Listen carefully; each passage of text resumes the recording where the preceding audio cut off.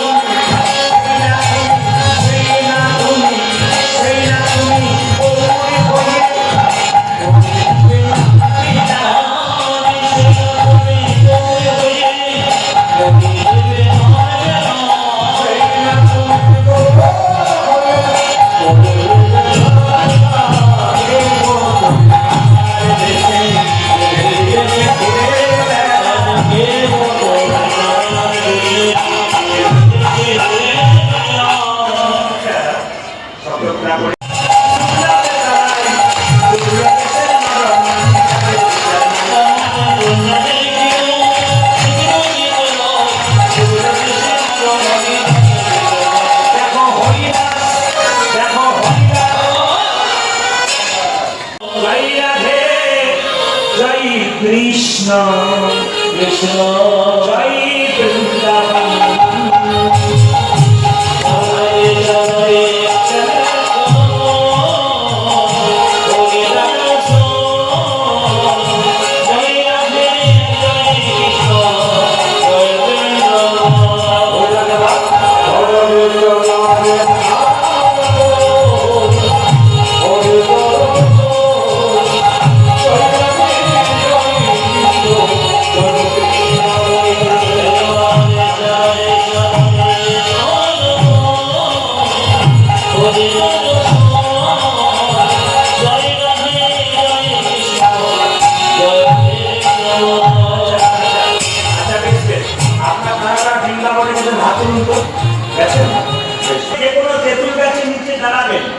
একটা তেঁতুল পারবেন দেখবেন তেঁতুলটা চিনির মতো মিষ্টি টক নয় কিন্তু আশ্চর্যের ব্যাপার চিনির মতো। আর একটা কথা বলে রাখি বৃন্দাবনে যেখানে তেঁতুল গাছের নিচে রাধারানী পড়ে গিয়েছিল সেই জায়গাটা এখন কিন্তু সেই জায়গাতে গেলে যদি কেউ একাদশী পালন করতে পারেন আর সেখানে বসে পালন করতে পারেন শাস্ত্র বলছে তার অবশ্যই অবশ্যই বৈকুণ্ঠ প্রাপ্তি হবেই। এই যে বৃন্দাবনের মাহাত্ম্য আছে মা, বৃন্দাবনে কোনদিন যদি যান চটি জুতো পরে যাবেন না, বৃন্দাবনের পথ দিয়ে হাঁটবেন চটি জুতো পরতে নাই। কেন বলতো না বৃন্দাবনে যে ভক্তের চরণ ধুলি ওই চরণ ধুলিতে চটি জুতো দিলে ওই চরণ ধুলিতে অপমান করতে হয়, তাই চরণ ধুলিতে কোনদিন চটি পরতে হয়। বৃন্দাবনে গিয়ে কোনদিন চুল কাটতে নাই, কারণ কৃষ্ণ বৃন্দাবনে যতদিন ছিল ততদিন কিন্তু চুল কাটে নাই। ওই যে যারা প্রকৃত ভক্ত তারা বৃন্দাবনে বেড়াতে গেলে কেউ কিন্তু চুল কাটে নাই। চলুন চলো রে চলো রে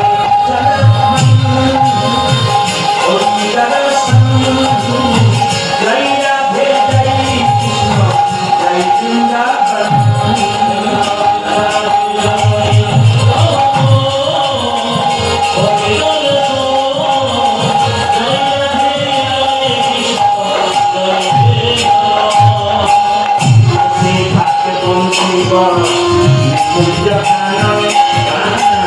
Krishna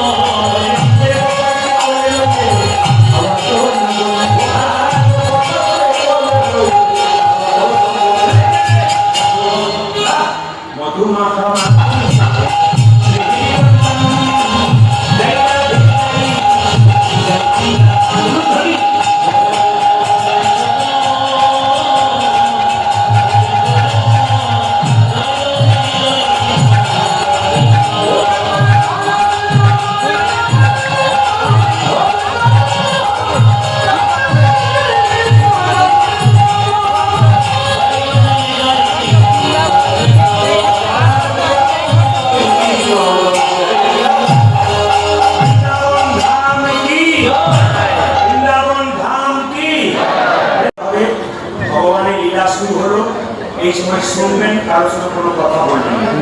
যদি এই সময় কেউ কথা বলেন, একবার বললো বলে দিন ভগবানের কাছে আপনাকে অপরাধী হতে হবে, আপনি পাপ সঙ্গে করে যাবেন যদি গল্প করেন।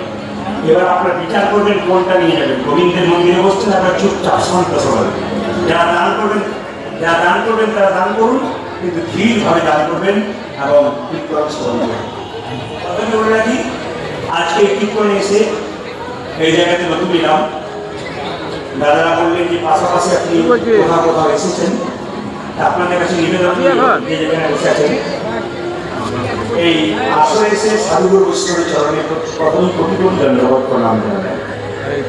এখানকার কীর্তন কমিটির যে ভালোবাসা, এনারা কেমন মানুষ সেটা প্রথমে সেই জানতে পেরেছি। কেন এনাদের হাসি মুখ, এনাদের ভালোবাসা, এনাদের ভক্তি এবং কোথায় কি ত্রুটি আছে সেগুলো জিজ্ঞেস করছেন, আমাদেরকে বলবেন, আমরা আমাদের সামর্থ্য অনুযায়ী চেষ্টা করব। আমি বহু জায়গায় গেছি, ধানবাদের অনেক জায়গায় গেলাম, সব জায়গায় সম্মান পেলাম, কিন্তু এই জায়গাতে সবার চাইতে একটু বেশি পেয়ে গেলাম। কমিটির জন্য একটু হাততালি দিতে। এত সুন্দর সেবার ব্যবস্থা, এত সুন্দর থাকার ব্যবস্থা, এত সুন্দর আপনাদের পরিবার, বলুন রাধে রাধে রাধে রাধে। আজকে বিরাটির নাম কি? মায়েরা। ভগবান শ্রীকৃষ্ণ একটা সাপের মাথায় নেচেছিল, সাপটার নাম কি?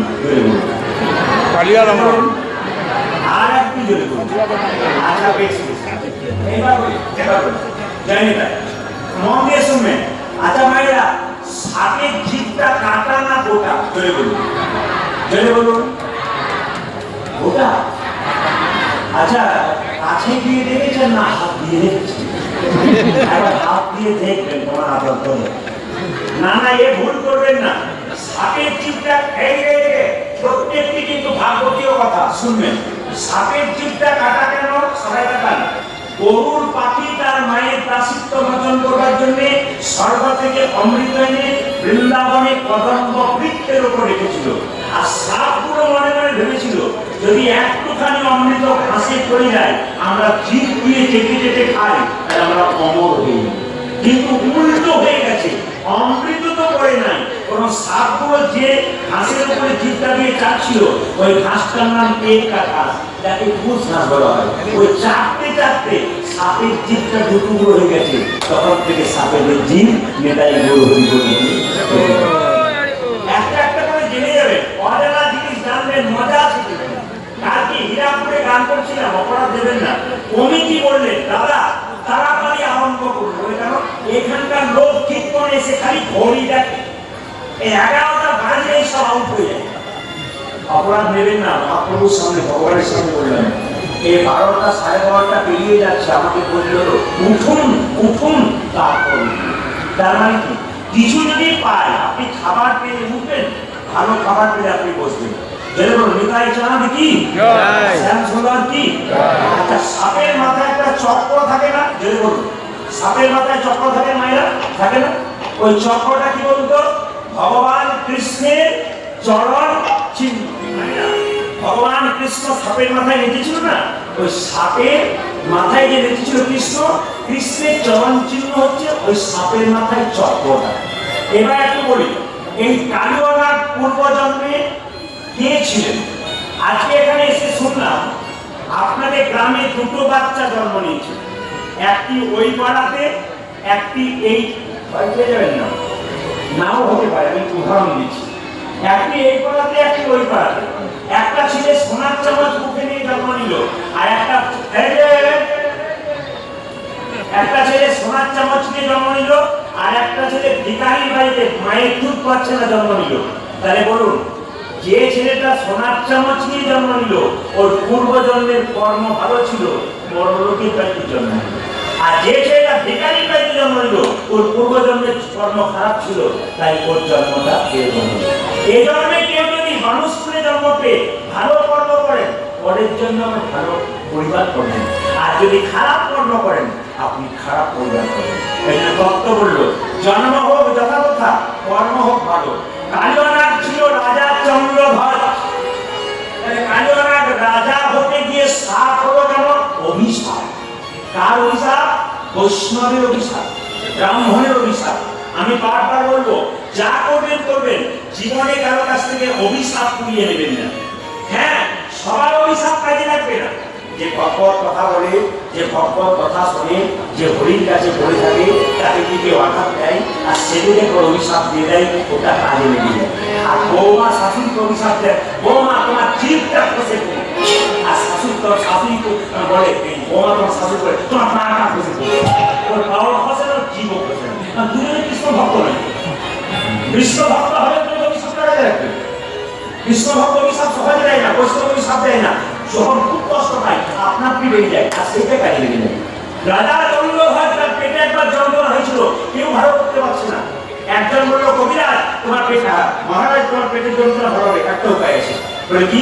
তুমি যে রাজবাড়িতে বাস করছো, তার পেছন দিকে একটা সরোবর মানে পুকুর আছে, ওখানে রাজহাঁস খেলা করছে, ওকে ধরে এনে তাকে হত্যা করে তার পিত্তটা খেতে পারলে তোমার পেটের যন্ত্রণা ভালো হবে। রাজা কি করলো? লোক দিয়ে রাজহাঁসটাকে ধরে আনলো। রাজহাঁস কেঁদে কেঁদে বললো, আমাকে না মেরে যদি পেটের যন্ত্রণা ভালো হয়, একটা উপায়ের কথা বলি। বলে কি? যে সরোবর থেকে আমাকে ধরে আনলে, সেই সরোবরের পূর্ব দিকে একটা গাছের উপরে এক মুনি বসে আছেন, মানে বৈষ্ণব। তার চরণ ধোয়া পান করতে পারলে তোমার পেটের যন্ত্রণা ভালো হবে। সবাই লক্ষ্য করুন, রাজা বলে কথা একটা সোনার পাত্র নিয়ে গিয়ে বললো, এই যে মুনিবর, আপনার ডান পাটা এগিয়ে দিন। ডান পাটা এগিয়ে দিল, কুমুজা রক্ত, ছি, এই জন্য আমি পান করতে পারলাম না। ও মুনিবর, তোমার মা পাটা এগিয়ে দাও। মা পাটা এগিয়ে দিল, দেখছে কুমুজ রক্ত তো রয়েছে, পোকা কিলবিল কিলবিল করছে, ছি, এই জন্য আমি পান করতে পারলাম না। তবে রাজা একটা ভালো কাজ করেছিল। কি করেছিল মা? বৈষ্ণবের চরণ ধোয়া জল মাথায় করে বাঁধিয়ে দিয়েছে।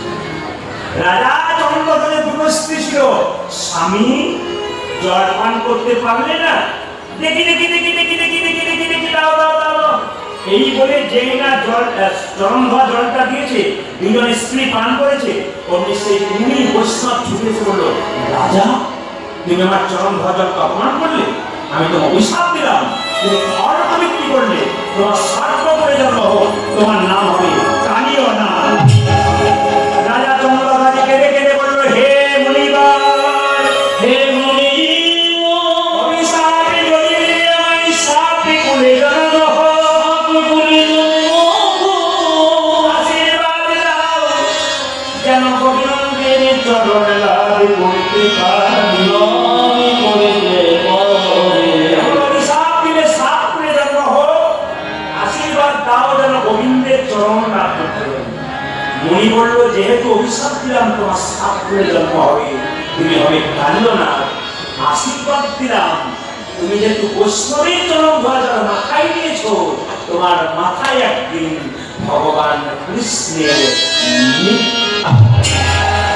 আপনাদের ঠাকুরের কথা পরিষ্কার হয়ে গেল। কালীয় পূর্বজন্মে কিছু এখনো বৃন্দাবনে কেউ যদি যান না, কালীয় হক দেখতে পাবেন যমুনা থেকে দূরে, কিন্তু এখনো কদম্ব গাছটা বেঁচে আছে। ৫,৫০০ বছর আগে ভগবান লীলা করেছে, কিন্তু এখনো কদম্ব গাছটা বেঁচে আছে। কেন বেঁচে আছে? কদম্ব গাছটা সাক্ষী দিচ্ছে, গোবিন্দ আমার কাছে ছিল, তার পরস্মরীর স্পর্শকে আমি এখনো বড় সুন্দর হয়ে আছি। এবং ওই গাছটাতে যেহেতু অমৃতের হানি হয়েছিল, ওই রেখেছিল, ওই জন্য গাছটা এখন অমর হয়েছে। পদভক্তরা ঘটনা করছে, কালীরা কোথায় বাস করে? কালিন্দির একদহে কালী নাগ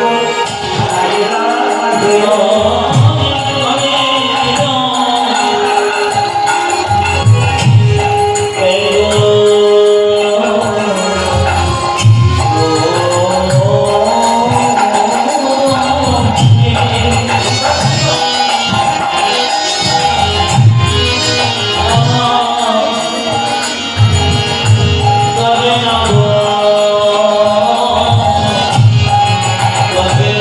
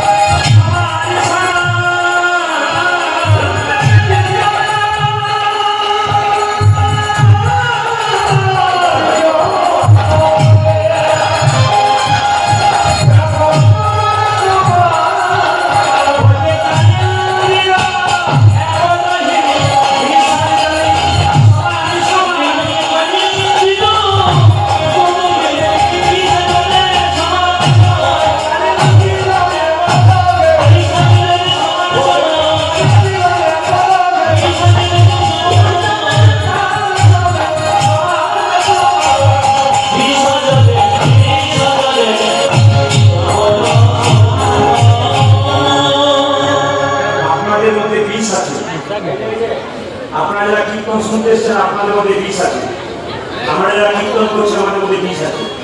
এই বিষটা কি? কাম, ক্রোধ, লোভ, মোহ, মদ, মাৎসর্য, এই বিষগুলো আমাদের শরীরে ঢুকে আছে। কীর্তন ভালো লাগে না কারণ ওখানে বসে কেন বলুন তো? বিষ ঢুকে আছে। কেন? বিষ যদি ভেতরে থাকে অমৃত ভালো লাগবে না। এই জন্য বারবার বললাম এই বিষগুলোকে যদি ছাড়তে হয় গোবিন্দের মন্দিরে হাত তুলো, কীর্তন শোনো, দেখবে বিষগুলো নেতাই গুলো সব পরিষ্কার হয়ে যাবে। আচ্ছা বাইরে কিছু মনে করবেন না, কালী তো হাতে কালীনাথ বাস করে কেন? একটু শুনবেন। কালী তো হাতে কেন কালীনাথ বাস করে? আপনাদের ধান পাতে আছে কিনা জানি না, আমাদের বীরভূম যদি যাত্রা দেখবেন প্রায় পুকুরে কিন্তু পদ্ম ফুল থাকে। আপনাদের এখানে আছে কিনা জানি না, হতে পারে। সবাই শুনবেন, যে পুকুরে পদ্ম ফুল থাকে ওখানে সাপ থাকে, ওই সাপটার নাম পদ্মনাথ। আর পদ্মনাথ পদ্ম ফুল তুলতে গিয়ে পদ্মনাথ সাপের কামে বহুজন মারা গেছে। কারণ তাহলে এখন প্রশ্ন হবে, যে পুকুরে পদ্ম ফুল আছে, যে পুকুরে পদ্মনাথ আছে, সেইখানে জলটা বিষ হয় না, কিন্তু কালীদহ হবে কালীনাথ আছে, ওই জলটা বিষ হলো কেন? এই কতগুলো শুনলেন, ওখানে বিষ হলো কেন? একটাই কারণ। কি কারণ? না, কুরুক্ষেত্রের যুদ্ধে কৃষ্ণ জয়লাভ করার পর সবাইকে সবকিছু আশীর্বাদ দিল। কালীনাথ কেঁদে কেঁদে বলল, প্রভু আমাকে কালীদহ হাত থেকে উদ্ধার করো। ভগবান শুনলো না। কালীনাথ মনে মনে ভাবলো, তোমার সঙ্গে কেউ যদি শত্রুতা প্রেম করে না পাই তবে শত্রুতা করে পাওয়া যায়। কালীনাথ কি করলো? সবাই টাকা এমন বিষ ঢালতে শুরু করলো, বললো কৃষ্ণ এমন বিষ ঢালতে শুরু করবো, এই পথ দিয়ে কত পশু পাখি বেরিয়ে যাবে, তারা যখন তোমার বিশেষ জায়গায় ছটফট করে মরবে, মরবার আগে তোমাকে ডাকবে, আর তোমাকে ডাকলে তুমি এখানে আসবে, আর তুমি এলেই তোমার চরণ আমি বিদায় করি বলবে। আপনারা কালীনাথ ভক্ত? আপনারা কি ভাবছেন যারা প্যান্ট শার্ট পরে আছে তারা ভক্ত নয়? আর আপনারা কি ভাবছেন যারা ওই ধুতি পাঞ্জাবি পরে আছে সবসময় তারা ভক্ত? না। মুর্শিদাবাদ নদিয়াতে গান করতে যাবেন, আসলে সামনে প্যান্ট শার্ট পরা ব্যক্তি থাকবে, চুপচাপ বসে, বুঝতে পারবেন না, কীর্তনের পরে এমন প্রশ্ন করবে মাথাটা ঘুরিয়ে দেবে। তার মানে কি? পোশাকটা সবসময় বড় কথা নয়,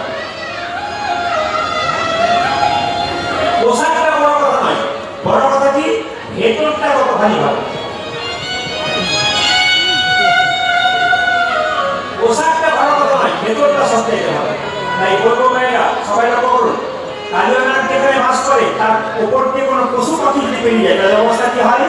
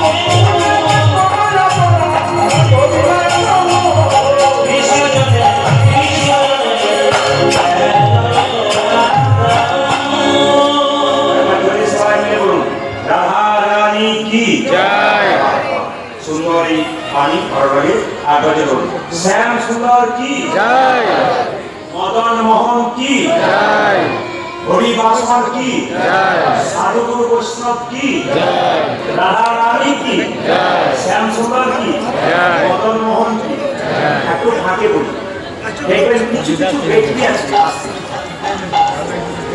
কীর্তন শুনতে সবাই বলুন কীর্তন শুনতে এসছেন সেদিন দাদা বড়রামের জন্মদিন ছিল হরে কৃষ্ণ মায়েরা যেদিন কালীবাড়াকে জন্মগ্রহণ করেছিল কৃষ্ণ সেদিন দাদা বড়রামের জন্মদিন ছিল আপনার এখানে ছেলে মেয়েদের জন্মদিন পালন করেন তো না কি না জোরে বলুন অনেকে ভয়ে বলছে না গন্ডগোল কিছু বোঝাবে বলে বলছে আর বলুন জন্মদিন পালন করেন কি করেছিল মা ভগবান শ্রীকৃষ্ণের জন্মদিনে লাড্ডু মিষ্টি বিতরণ করেছিল আপনার ছেলের জন্মদিনে আপনি মিষ্টান্ন বিতরণ করুন আপনি কেক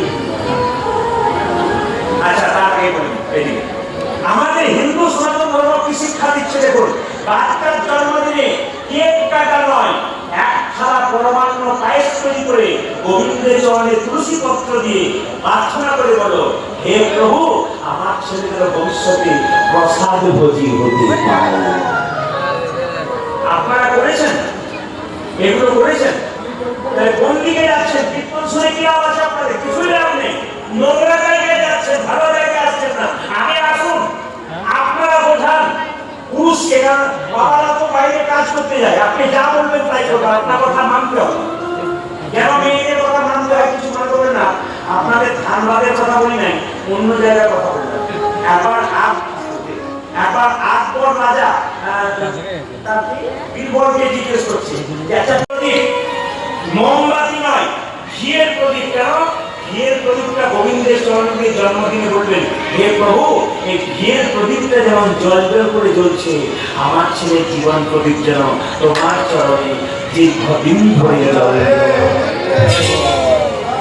আমাদের সনাতন ধর্মে এত সুন্দর সুন্দর কথা ঢুকে আছে আর আপনারা অন্য রোগে যাচ্ছেন আপনাদের কাছে নিবেদন রইল এইবার ছেলের যেদিন জন্মদিন হবে যদি মনে করে বাচ্চা দিয়ে করে কেক কাটতে হবে মোমবাতি জ্বালাতে হবে আপনি জ্বালাবেন কেক কাটবেন কিন্তু আসল জিনিসটা ধরে রাখবেন প্রদীপটা জ্বালাবেন আর আপনি একটু পরমান্ন তৈরি করবেন তবে আপনাদের সবাইকে মনে রাখলাম মায়েরা এই সনাতন ধর্মের কথাগুলো ধরুন দেখবেন লাভ আছে ভগবান শ্রীকৃষ্ণ বলল আজকে কালীবাড়াকে গ্রহণ করতে হবে দাদা বড়ার জন্মদিন কেন দাদা বড়াই যদি থাকে তাহলে কালীবাড়াকে গ্রহণ করতে পারবো না আজকে দাদা বড়ার ঘরে থাকবে আর আমি বনে চলে যাবো আর ওনাকে গ্রহণ করতে পারবো ও মা আমার সাজাইয়ে দাও সাজাইয়ে দাও আমার সাজাইয়ে দাও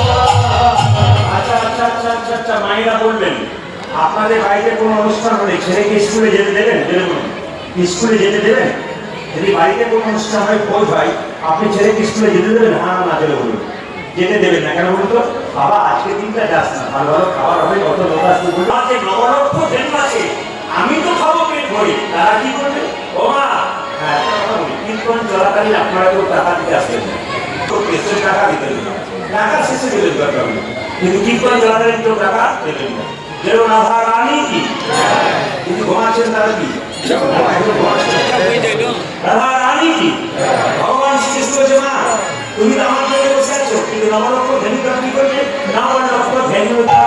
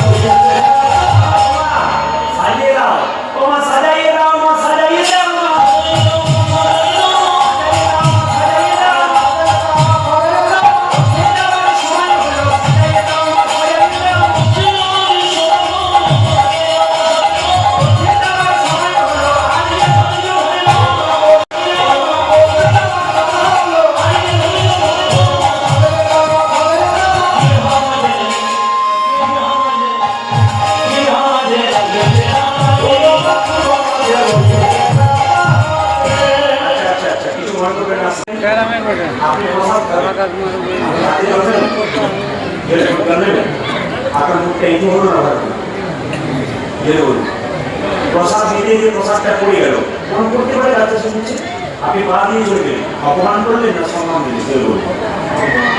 এই জন্য কতগুলো কথা আছে, জিনিস হচ্ছে আমরা বইপত্র করে বলি, যতগুলো কথা বলবো ততগুলো বইয়ের বাইরে বলবো, বইপত্র করে বলবো। তাই নিয়মে চলবে ঠিক আছে, অনিয়মে চলবে ক্ষতি আছে, এই হিসাবে চলবে। প্রসাদ দেবেন আপনি, নিশ্চয়ই প্রসাদ খুব ভক্তি জিনিস, আপনার শেষে দেবেন, কিন্তু এখন সবাই টাকা এই জায়গায়।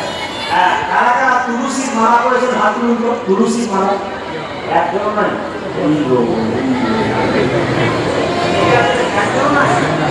একদম নাই। আচ্ছা, কে কে সোনার মালা করেছেন হাত তুলুন। এখন বলবে না চুরি হবার ভয় আছে। শুনেন, যারা যারা তুলসীর মালা পরেন নাই, যারা যারা সোনার মালা পরেছেন, তারা অবশ্যই অবশ্যই সোনার মালা পরবেন। কিন্তু কীর্তনীয় প্রদীপ করে নিবেদন রইল, যারা মাছ মাংস খান তারাও তুলসীর মালা পরবেন, আর যারা মাছ মাংস খান না তারাও তুলসীর মালা পরবেন। এই যে যেখানে বসে আছেন মন দিয়ে শুনবেন, বাবাজি ধীরে ধীরে কি বললাম, যে মাছ মাংস খায় সেও তুলসী মালা পরে, আর যে মাছ মাংস খায় না সেও পড়বে। প্রশ্ন করবেন অনেকে বলে মাছ মাংস খেলে তুলসীর মালা পড়লে পাপ হবে না কেন? তুলসীর মালা না করে মাছ মাংস খেলে বুঝি পাপ পাই না?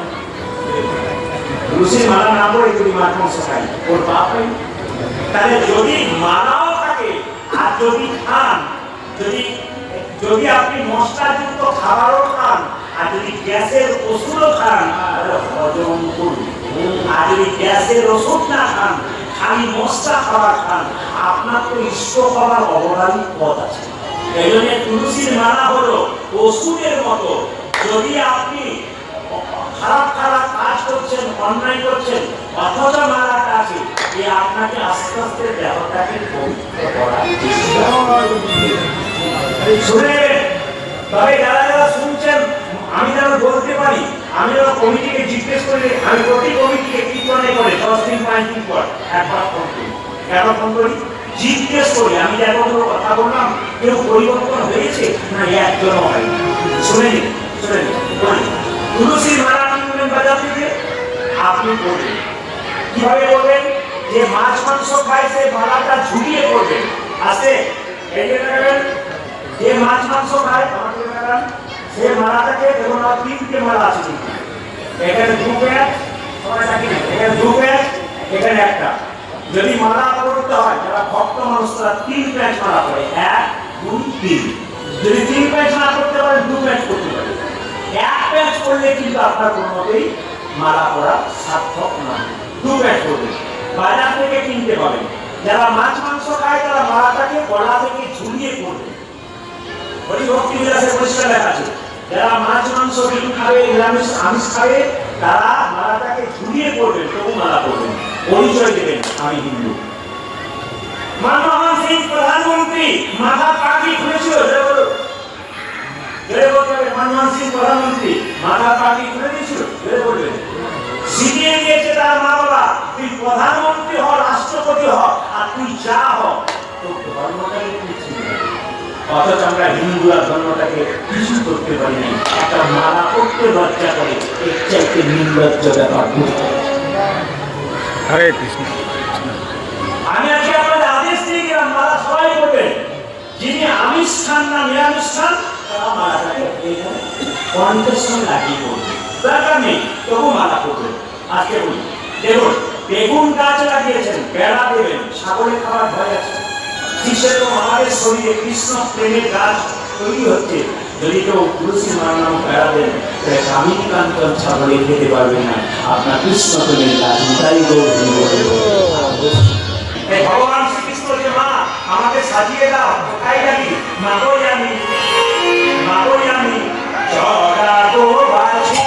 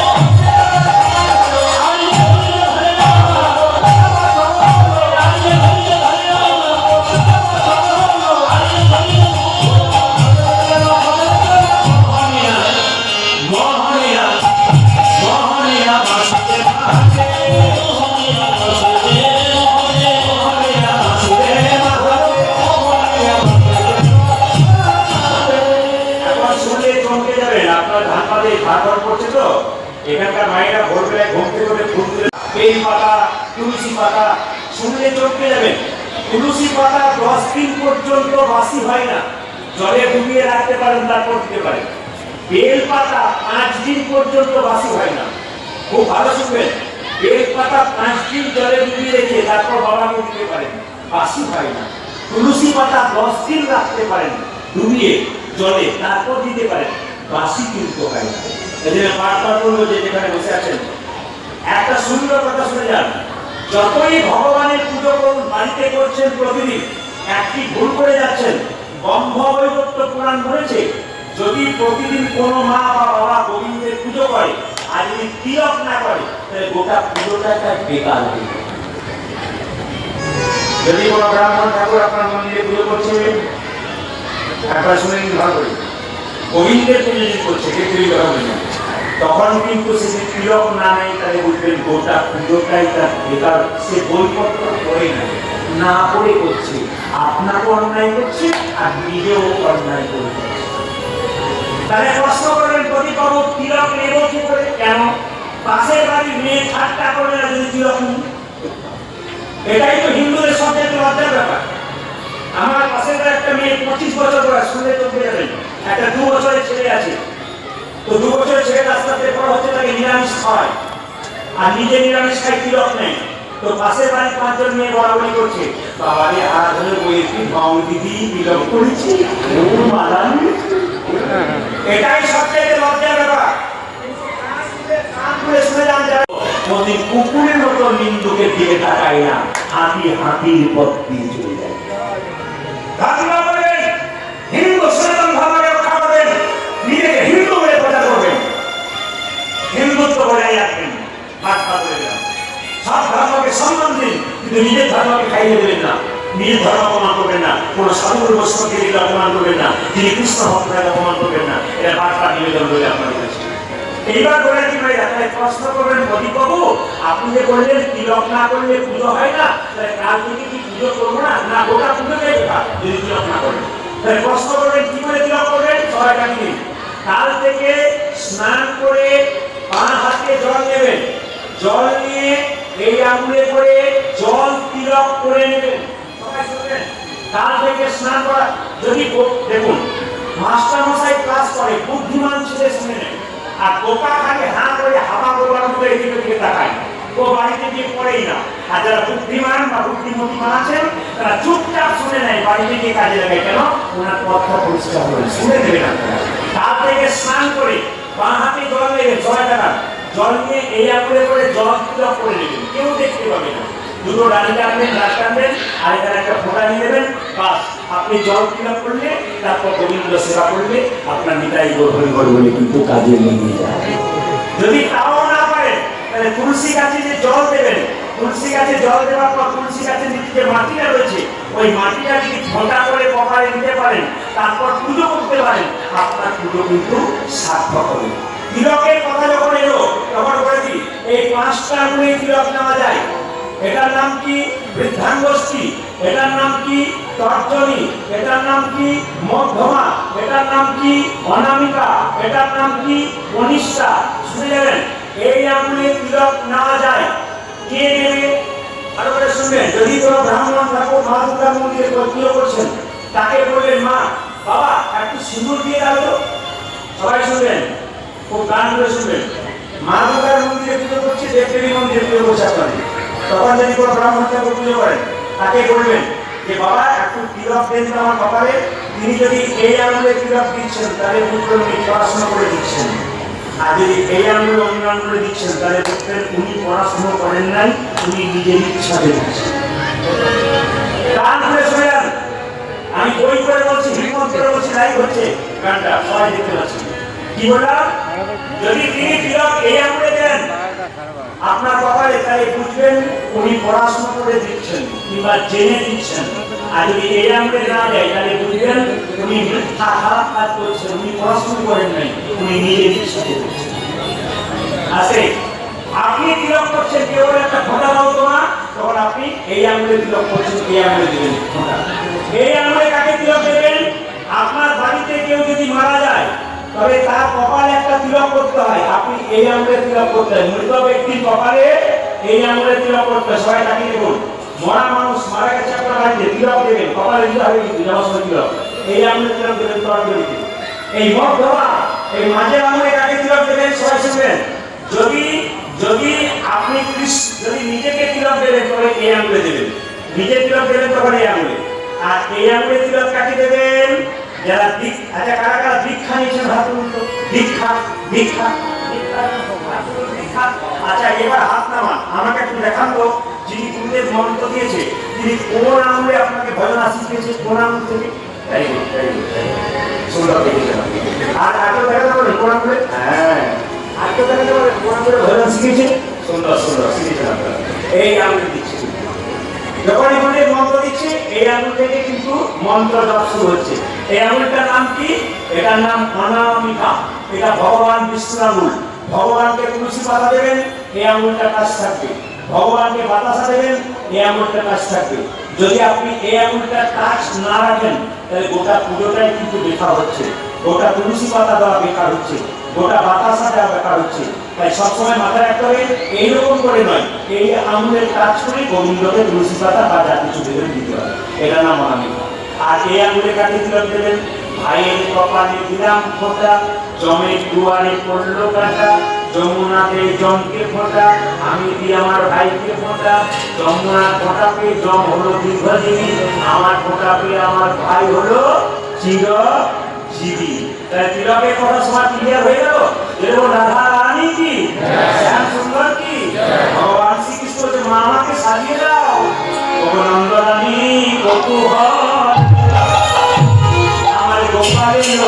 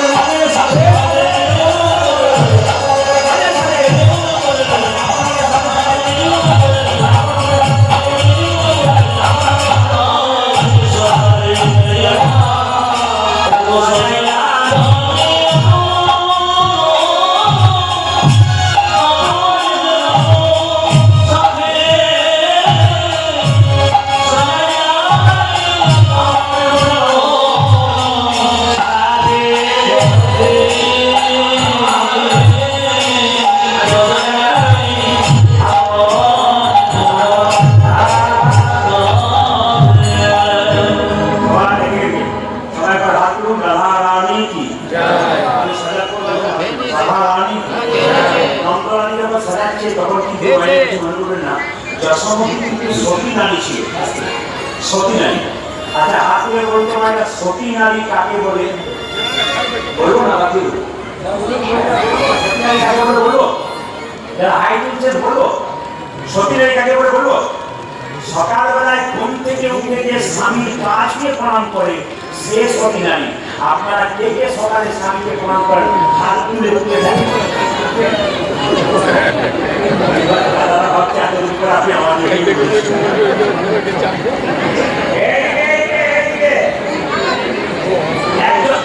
সবাই হাত দিচ্ছে কিছু মনে করবেন না যারা জগন জগন এসছে স্বামী স্ত্রী স্বামী ওখান থেকে দেখছে আমাদের কেউ করে না কে কে স্বামীকে প্রণাম করে হাত তোলেন করেন দেখুন ভগবানের সামনে কিন্তু বসে আছেন মিথ্যা কথা বলবেন না এবার হাত তুলে ভগবানের মন্দিরে বসে আছেন সত্যিকারের যে প্রত্যেকটি সকালে স্বামীকে প্রণাম করে হাত তুলে দেখায় এবং যেগুলো তুলেছিল ভগবানের মন্দিরে প্রণাম একজন হ্যাঁ হ্যাঁ একটা কথা বলি আজকে কীর্তন শুনে কালকে সকালে সব স্বামীকে প্রণাম করবেন আটা কিন্তু জোরে পাচ্ছি না অন্য জায়গায় জোরে থাকে করুন আর না করুন আপনার বলুন স্বামীকে আপনারা হ্যাঁ স্বামী আপনাদের গুরু হয় বলুন আর কি বলুন দাদা ভাই কি যে হয় হ্যাঁ বাবা ঠিক করেছেন এখন বলিয়ে কেউ হয় না কিন্তু যখনই বললাম কে কে প্রণাম করে হাতে হিসাব করে বলছি কে কে স্বামীকে প্রণাম করে হাত করুন আমি আপনার দেবতা হয় কোনো মাত্র আছে আপনার স্বামী আপনার রোগের ওষুধ হয় আপনার স্বামী আপনার বাবা হয় এতক্ষণে মায়েরা হচ্ছে অনেক কীর্তন শুনলাম স্বামী বাবা হয়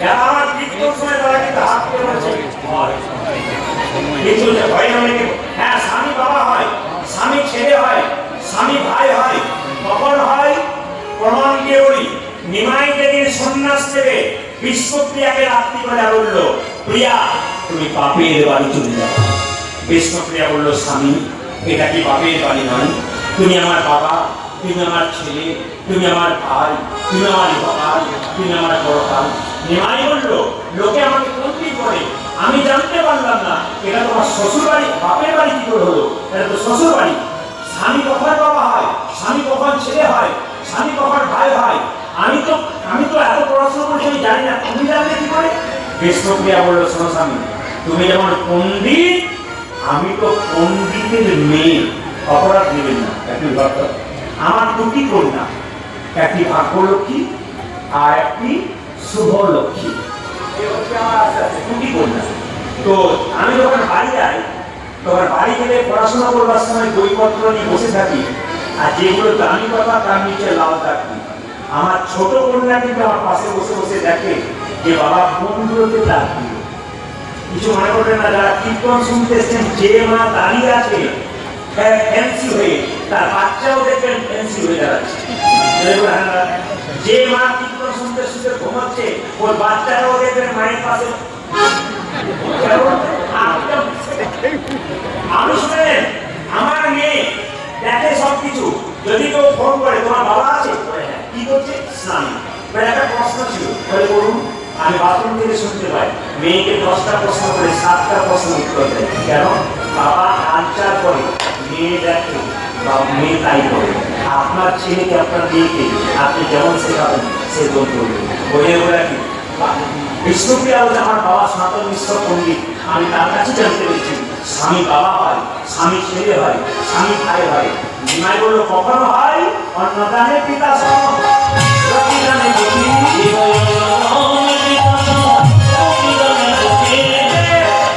মেয়েদের যখন বিয়ে হয় না অন্য জোগাড় করে কে স্বামী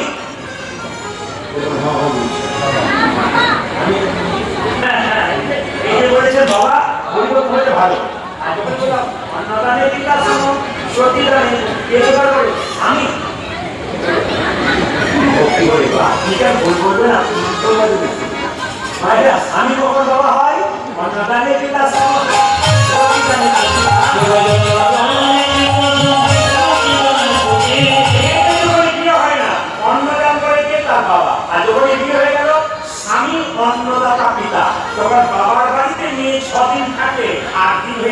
হবে কবে যাবে ভারী হয়ে যাবে। স্বামী হচ্ছে অন্নদাতা পিতা, অন্নদানের পিতা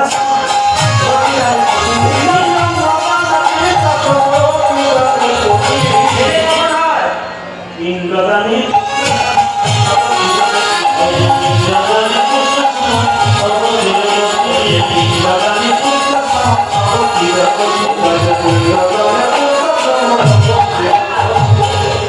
স্বামী স্ত্রী বেঁচে আছে, ছেলে মেয়ে নাই, আগে যদি স্ত্রী মারা যায় তবে তার স্বামী তাকে পিণ্ড দিতে পারে, মানে ছেলের ভূমিকা গ্রহণ ভালো করে জানেন। স্বামী স্ত্রী বেঁচে আছে, স্ত্রী আগে মরে গেল, ছেলে মেয়ে নাই, পিণ্ড কে দেবে? স্বামী। পিণ্ডদানে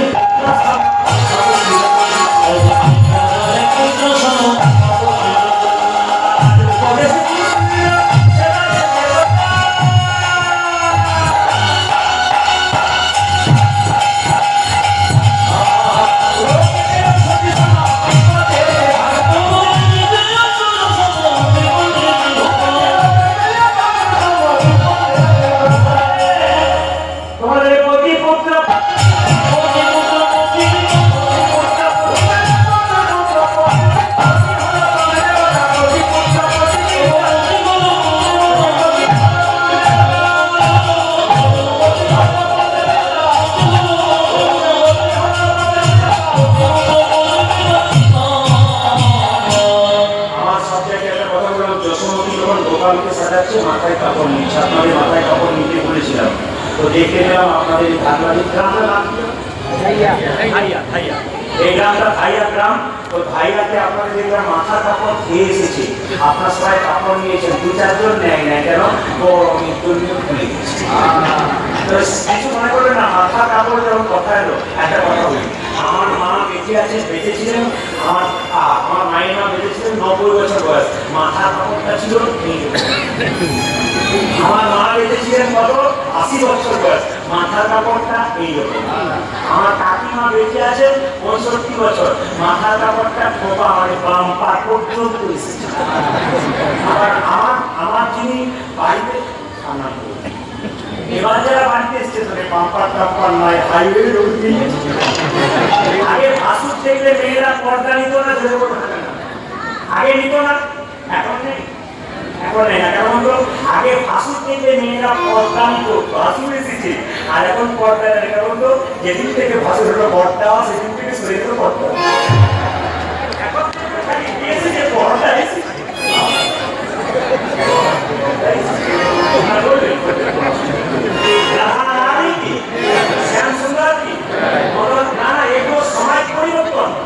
এগুলো সমাজ পরিবর্তন, সমাজের চরিত্র না লাগে, যদি চেতনা লাগে।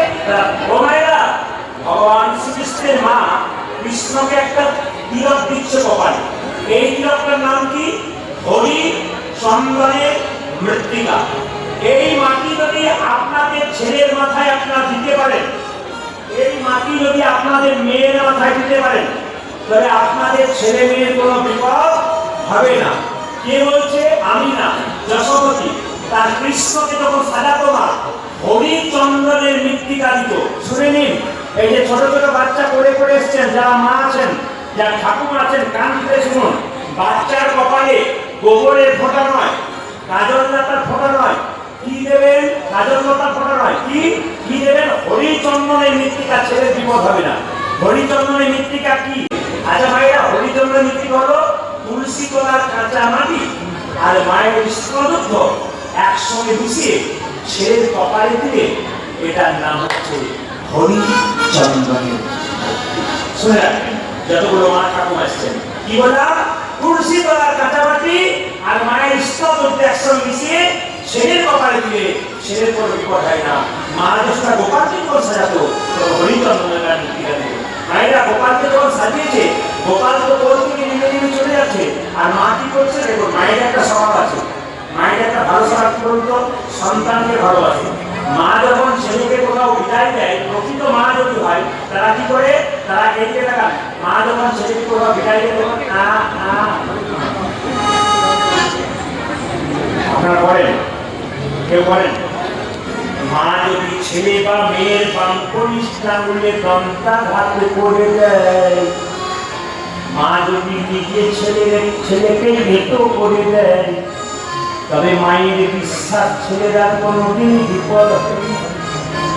আর কি করে মা এই যে দেখা এরকম করে ডাক্তার দিয়ে একটু ঠেকিয়ে দেয় কেন, যাতে ছেলেকে কেউ আমি এটাও করে দিলাম আমার ছেলে বিপদ হবে না। গোপাল নেমে নেমে যাচ্ছে আর মা কি করছে, সদা সাথে সাথে দণ্ডে দণ্ডে 10-12 খাই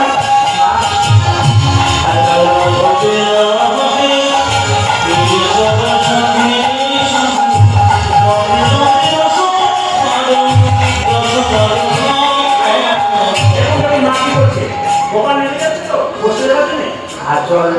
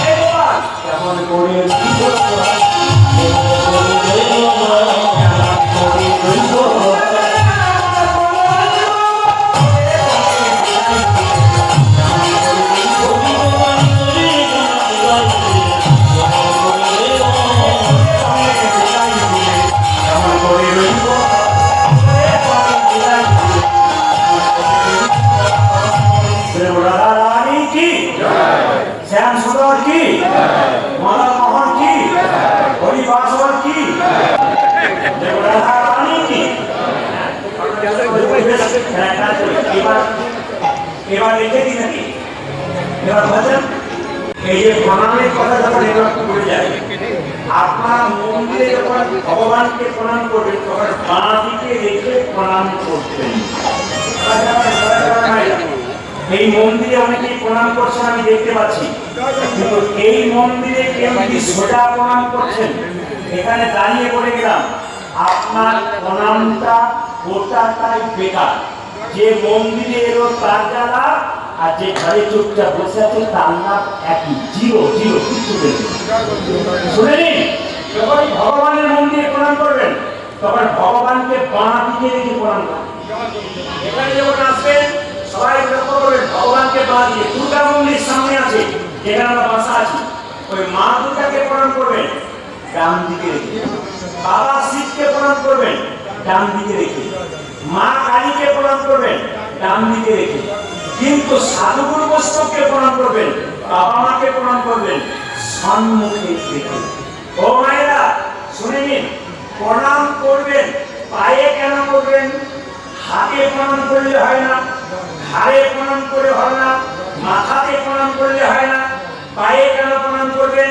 সবাই শুনে নিন, মায়ের পেটে যখন বাচ্চা থাকে আপনারাই বলবেন মাথাটা নিচের দিকে থাকে না মাথাটা উপর দিকে থাকে? জোরে বলুন, জোরে বলুন, জোরে বলুন, জোরে বলুন।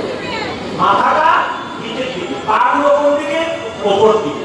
আচ্ছা মায়েরা, 7 মাস বয়সে যখন বাচ্চা 6 মাস বয়স হয়, হাত পা নাক চোখ কান সব হয়, সেই সময় 7 মাস বয়সে বাচ্চার মাকে দেখবেন সাত খাওয়াতে যায়। আপনাদের মধ্যে যায় না?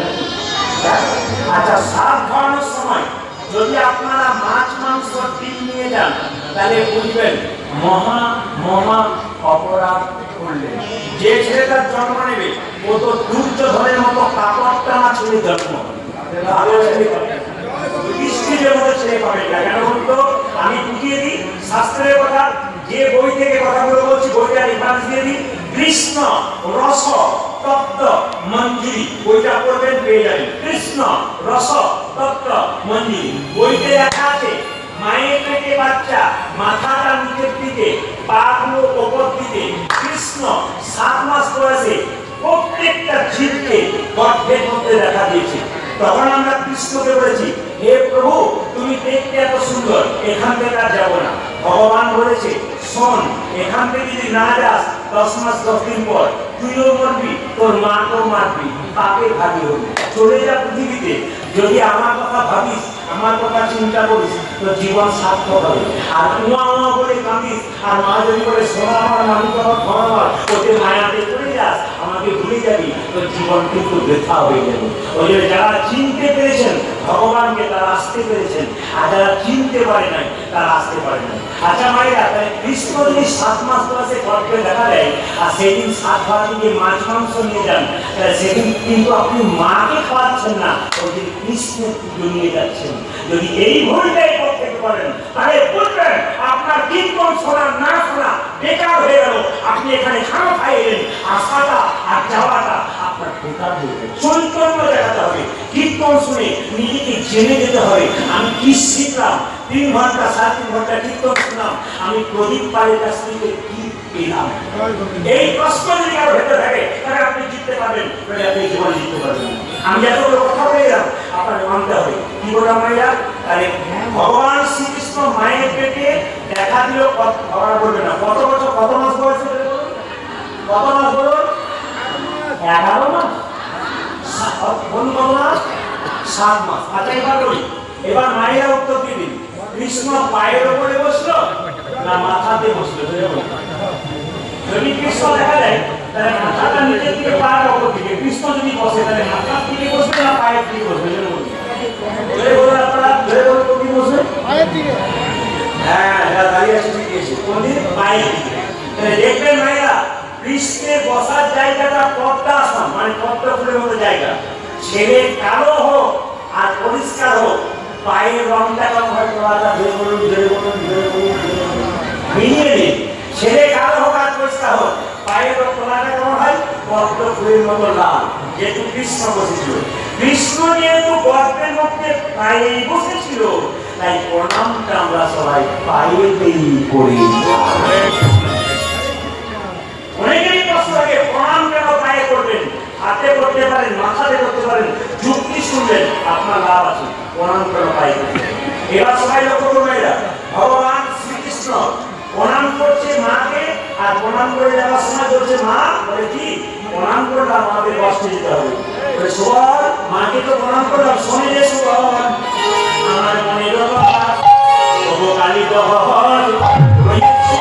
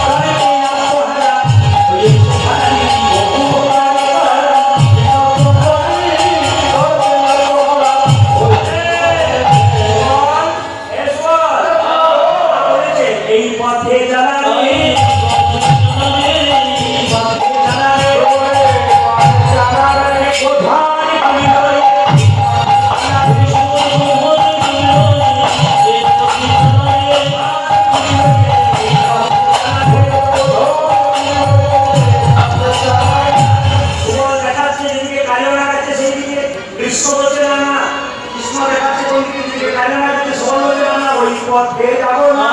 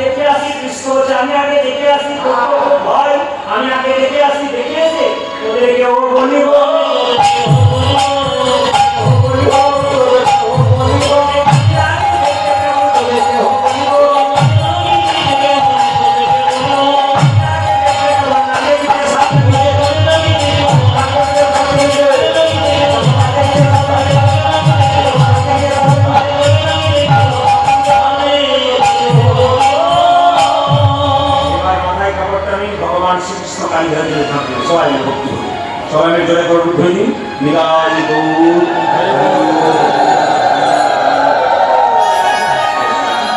হ্যাঁ, এবার সবাই মিলে হাত তুলুন। একসঙ্গে হাত তুলেন, একসঙ্গে। খুব সুন্দর। যেদিন আস্তে আস্তে আস্তে আস্তে সবাই মিলে একসঙ্গে হাত তুলবেন। হ্যাঁ, কৃষ্ণকে এসে বলুন, সবাই মিলে হাত তুলে একসঙ্গে হাত তুলুন। সুন্দর করে একসঙ্গে হাত তুলুন, একসঙ্গে। খুব সুন্দর করে মহাপ্রভু দেখতে পান, গোবিন্দ দেখুন আপনারা। কৃষ্ণ কৃষ্ণ বাহ বাহ। আপনাদের পরিবেশকে ধন্যবাদ জানালাম, ভক্তিমতী মায়েদের চরণে আমার কোটি কোটি প্রণাম জানালাম। খুব ভালো লাগছে আপনাদের পরিবেশ, এত সুন্দর পরিবেশ তৈরি করেছেন আপনারা। একটা পবিত্র জায়গাতে এসেছেন, পবিত্র মন নিয়ে আপনারা কি সুন্দর হাত তুলে আছেন। কৃষ্ণ কৃষ্ণ কৃষ্ণ মাধব মাধব সুধা এ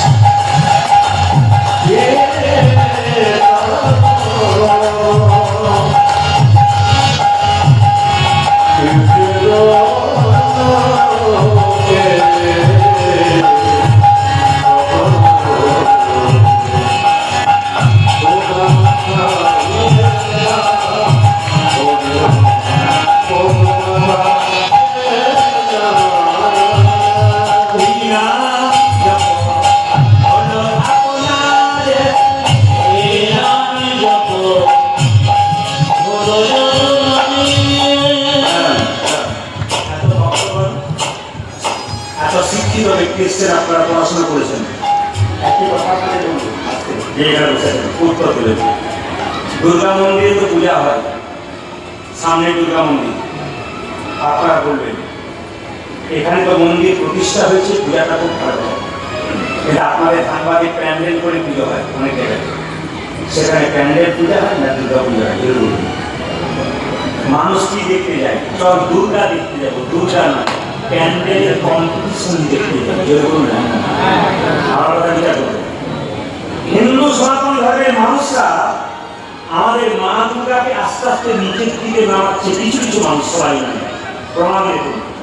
এবছর একটা জায়গায় মেদিনীপুরে কীর্তন ছিল, কীর্তন করে যখন বাড়ি ফিরছিলাম, আস্তে বাড়ি ফিরে সবাই শুনবেন, জ্ঞানীরা যারা আছেন এই আমাদের মাটিতে শিক্ষিত ব্যক্তি আছেন, আমার কথাগুলো বিচার করবেন। আমি যেগুলো বললাম বলছি, যখন ফিরে এলাম মেদিনীপুর থেকে, তখন একটা শহরের নাম করবো না, কারণ ক্যামেরা হচ্ছে, তারা করে নেবে। সেই শহরে যখন এলাম, এরা বললো দাদা দুটো বাজছে রাত্রি, চলো একবার মা দুর্গাকে দেখে আসি। প্রচুর প্যান্ডেল, সুন্দর আলো ঝোঁকানি, সুন্দর হলো। তো যখন দেখতে গেলাম তখন প্রচুর ভিড় রাত দুটোর সময়। একটা অন্য ধর্মের মানুষ আমার সামনে দাঁড়িয়ে আছে, উনি বলছেন আপনি প্রদীপ পাবো না? বলেন কোথায় গান শুনি? বলেন মেঘনাথ। আপনার গান আমি শুনি, আমি অন্য ধর্মের মানুষের বলেন কিন্তু শুনি। কি দেখছেন? আমার দুর্গা। কি দুর্গা দেখছেন? থিম দেখছি। কি থিম? না, থিম করেছে বাবা শিব স্কুটি চালাচ্ছে, দুর্গা তার পেছনে বসে আছে। এটা হাসি নয়, এটা কি বলুন তো? লজ্জা। এতে হাহা করে হাসবেন না, অন্য ধর্মের মানুষ হাসবে না, আমাদের লজ্জা। মা দুর্গা বসে আছে আর শিব স্কুটি চালাচ্ছে, আমাদের লোকটি বলছে কি দেখছেন? বললাম এই। ওটা কি? আপনি তো কীর্তন করেন, বোঝান শিব তখন কৈলাস পর্বত থেকে এসে স্কুটি চালিয়েছিল। আপনার ধর্মটাকে আপনার লোকেরা নিচে নামাচ্ছে না, উঁচুতে। আপনাকে বলবো থিম করতে গিয়ে নিজের ধর্মটাকে এমন ভাবে নিচে নামাবেন না যেন পায়ে থেকে মাটিটা সরে না যায়। অন্য ধর্মের মানুষের আঙুল করে বলতে না পারে এটা কি হচ্ছে, লজ্জা আমাদের। অন্য ধর্মের মানুষ যখন ধর্ম করে পাক্কা করে, আর আমাদের সবচেয়ে লজ্জার ব্যাপার আমরা পাকা করতে পারি না, কাঁচা করতে পারি। শুনে নিন যে এখানে বসে আছেন। তারপর যখন এগিয়ে গেলাম তখন দেখতে পেলাম একটা প্যান্ডেলের পাশে প্রায় 8-9টা ছেলে আর 7-8টা মেয়ে দাঁড়িয়ে আছে, মদের বোতল নিয়ে আর সিগারেট নিয়ে। কে ওকে ছেড়ে দিচ্ছে, ওকে জড়িয়ে ধরছে। বয়স কত? মেয়েগুলো সমাজকে দাঁড়িয়ে দিয়ে গেলাম, আপনি কি অন্যায় করে যাচ্ছেন? শুধু নাচলেন, গাইলেন, কীর্তন শুনলেন, শুনে গেলেন, কি পরিবর্তন করবেন? নিজেকে প্রশ্ন করবেন, আমি কি অন্যায় করছি এই সমাজে। আর একটা বার্তা দিয়ে যায় সন্দীপ পারে, মেয়েদেরকে খারাপ পোশাক দেবেন। আপনার মেয়ে যখন খারাপ পোশাক করে, ছোট পোশাক করে রাস্তা দিয়ে যাবে, লোকে জিজ্ঞেস করবে মেয়েটি কার? যার মেয়ে, তার মেয়েটার লজ্জা করবে, তার বাবার লজ্জা করবে। মেয়েরা ভালো পোশাক করে রাস্তা দিয়ে যাচ্ছে, আমার মেয়েরা ভালো পোশাক করে রাস্তা দিয়ে যাচ্ছে। এইদিকে শুনলেন বলে দিয়ে যায় যে এখানে বসে আছেন। একটা বাচ্চা মেয়ে যখন দুর্গা পুজোর সময় পোশাক কিনতে যাবে, বাবা মা দাদু কি করবেন? ছোট বাচ্চা তো দিয়ে যেতে কোনো অসুবিধা নেই, ওকে বাচ্চা থেকে খাটো পোশাক যখন দেবেন, ও যখন 18 বছর বয়স হবে আর বাবা মাকে ডাকবে না, ও নিজের পোশাক কিনতে চলে যাবে। আর যখন খাটো পোশাক করবে, বাবা মায়ের সামনে দাঁড়াবে, বাবা মার লজ্জায় তার মুখের দিকে তাকাতে পারবে না। এরকম মেয়েকে আপনারা মানুষ করবেন না। সমাজকে এরকম করে ধ্বংস করবেন না, সমাজ ধ্বংস। শুনে নিন একটা কথা বলে যায়,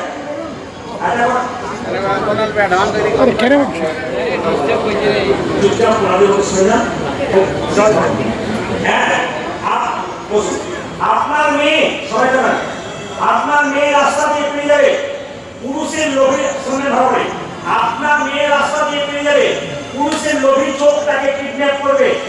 আপনার মেয়ে 10 দিন বাড়িতে নাই, আপনি পুলিশ প্রশাসনকে দায়ী দিলেন, আপনি সরকারকে দায়ী দিলেন। মেয়ে যখন 10 দিন পর নিজেকে চরিত্র খারাপ করে বাড়ি কিনল, মেয়ে গায়ে চটটা মারছেন, কোথায় ছিল তখন? মেয়েকে চটটা নামে আপনার গায়ে মারুন। আপনি ছোটবেলায় বাচ্চাটাকে পোশাকটাকে সংযত করতে পারেন, চটটা নিজের গায়ে মারবেন, নিজেকে বলবেন আমি অন্যায় করে দিয়েছি। এরকম মা বাবা হবেন না যে মেয়ে নির্লজ্জের মতো সারা পোশাক করে সামনে বসে। বারবার বললাম মেয়েদের পোশাক চিন্তা করুন।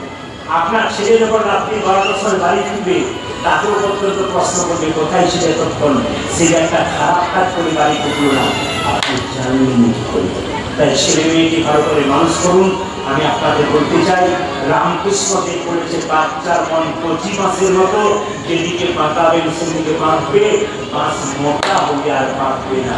শিক্ষা যদি দিতে হয় তাহলে ছোট থেকে বাচ্চাকে দিন, ছেলে বড় হলে এক কানে ঢোকাবে, এক কানে বের করবে। চাণক্য পণ্ডিতের কথা বলে যায়, আপনার চাণক্য পণ্ডিতের নাম শুনেছেন তো? চাণক্য পণ্ডিত বলেছে বাচ্চার 5 বছর পর্যন্ত কোনো দোষ হবে না, খেলবে পড়বে ভাঙবে কিচ্ছু করবে না। ছেলে মেয়েদের যখন 5 থেকে 15 বছর বয়স হবে, তো শাসনের চোখে রাখবেন, হলে ছেলে বিগড়ে যাবে। যখন এই ছেলে মেয়ের বয়স 16 পেরিয়ে যাবে, শাস্ত্র বলেছে পুত্রা মিত্র বলা চলে, মানে কি ছেলে মেয়ে বাবার সঙ্গে বন্ধুর মতো আচরণ করবে। যখনই ছেলে মেয়ের বয়স 15 পেরিয়ে গেল, মাকে বাবাকে বন্ধু হতে হবে। আর 5 থেকে 15 পর্যন্ত মা বাবাকে ছেলে মেয়েকে শাসনের চোখে রাখবেন, নইলে আপনার ছেলে মেয়েকে আর ভবিষ্যতে আপনার কাছে পাবেন না। এটাই আপনাদের দিয়ে গেলাম, একদিন দুদিনে হয় না, বলে গেলাম, মন দিয়ে শুনবেন। ভগবান শ্রীকৃষ্ণ যেটা কালী ভাই চলে ঝাঁপ দিয়েছে, সঙ্গে সঙ্গে কি করলো মায়েরা? ভগবান দেব কালী ভাই ভক্তদের কষ্ট দিচ্ছে, হে যত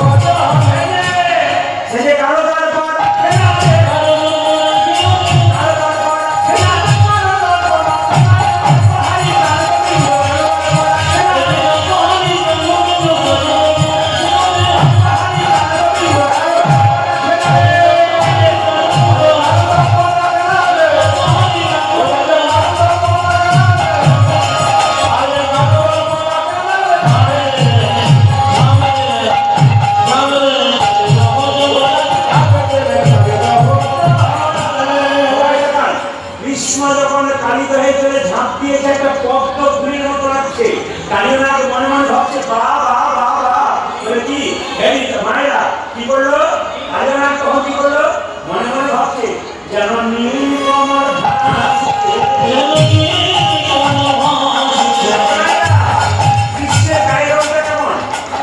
কখনো নীল, চৈতন্য চৈতামিত বলছে কখনো আকাশে যে মেঘ জমেছে বা বৃষ্টি হয় ওই যে কালো মেঘ ওই রঙটা। আজকে যখন ঝাঁপ দিয়েছে যমুনার কালো জলে তখন একটা নীল পদ্মের মতো লাগছে, বিরাট বড় যমুনা তো, যখন কৃষ্ণ ঝাঁপ দিয়েছে কালিয়ানাথ মাথা তুলে উঠেছে। বাবা যেন নীল কমল ভাসছে, যেন নীল কমল ভাসছে, ও যেন নীল কমল ভাসছে, নীল কমল ভাসছে,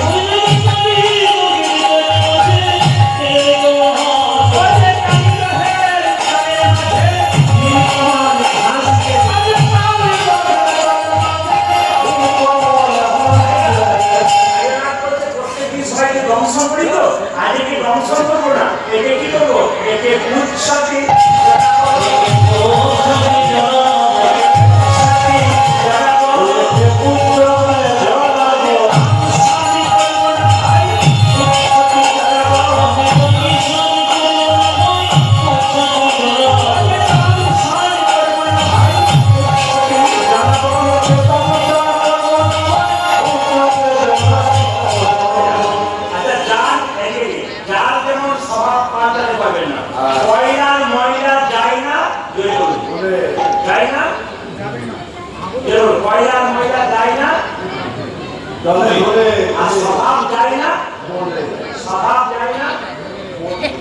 নিম পাতা কি যতই মিষ্টি হচ্ছে ভেজাল তেতো যায় না, যেমন দেখবেন কিছু মনে করবেন না, কিছু লোক আছে দেখবেন সব জিনিসের নিন্দা করে দেয়, আপনাদের এখানে নাই।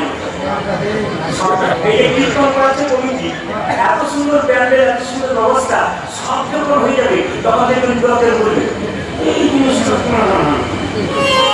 এই হচ্ছে নিন্দুক, ভালো করতে পারবে না কিন্তু খারাপ।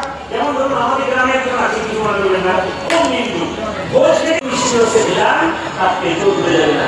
কালিয়ানাথ যতই বলুন না কেন যে আমি উৎসবে যাবো, আমি দংশন করবো না, কোনদিন ও কিন্তু ছাড়বে না, দংশন করবে। দংশন বলছে না না, দংশনই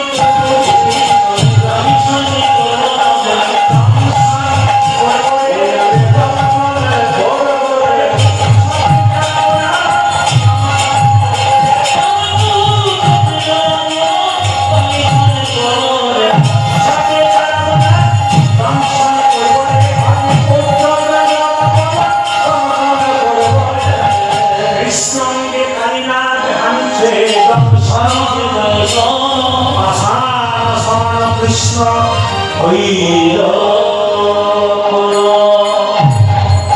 কৃষ্ণ গোটা শরীরটাকে পাথরের মতো করে দিল, আর কালিয়ানাথ বারবার কৃষ্ণ বারবার কি করছে? দংশন করছে। একটা কথা বলি, কৃষ্ণ কোথায় থাকে মায়েরা? বৃন্দাবন, বৃন্দাবন, তাই তো?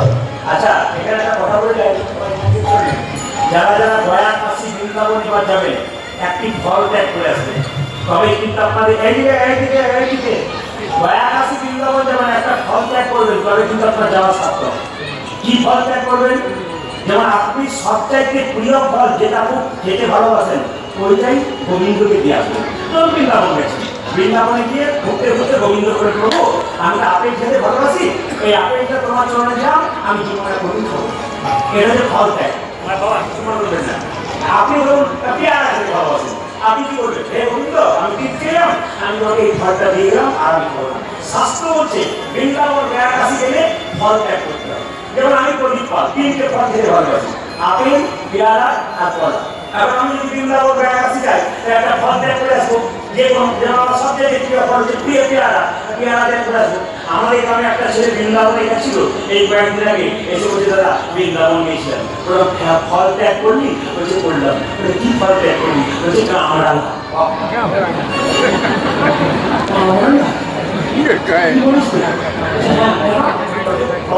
খেতে পারি না, গোবিন্দকে দিয়েছে। আমরা খেতে পারি না, গোবিন্দকে দিয়ে এলাম। এই জন্য বলে রাখি মায়েরা, যেটা আপনি প্রিয় খুব খেতে পারেন ভালো, ওটা গোবিন্দকে দিয়ে যদি ফলের মধ্যে সবাই করুন। কৃষ্ণ যেই না কালীবাহের জলে ঝাঁপ দিয়েছে, অমনি কৃষ্ণ ভাসান হয়ে গেছে। কালীবালা পরপর কৃষ্ণকে দংশন করছে, আর দংশন করতে করতে কালীবালাকে ধরা করে ভেঙে যাচ্ছে। আর সেই সুযোগে কৃষ্ণ বৈষ্ণবের আশীর্বাদে মাথার উপরে চেপে পড়লো। তার মাথার উপরে, সাপের মাথার উপরে। বলভদ্র বলছে, ও পানাতে পানাতে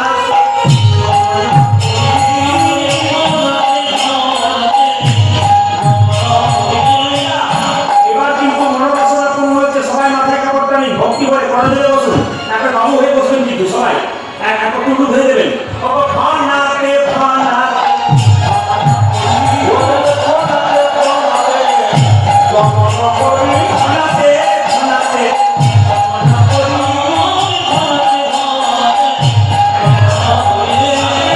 সাপের মাথায় কৃষ্ণ যাবো কিভাবে?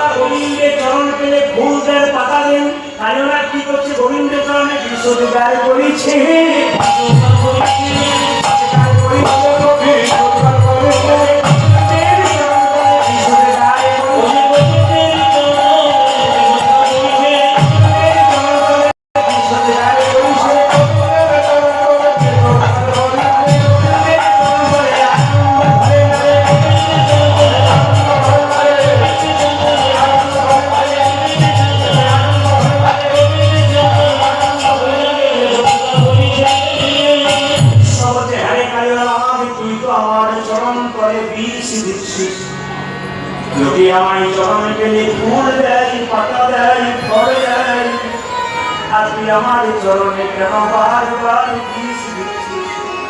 কালীবালাকে কেঁদে কেঁদে বলে, হে গোবিন্দ, তুমি আমায় যা দিয়েছো আমি তোমাকে তাই দিলাম। তুমি তো অমৃতময় ভগবান, ইচ্ছা করলে তোমার নিষ্ঠায় তুমি অমৃত, আমি যা সেটাই দিলাম। আমি যা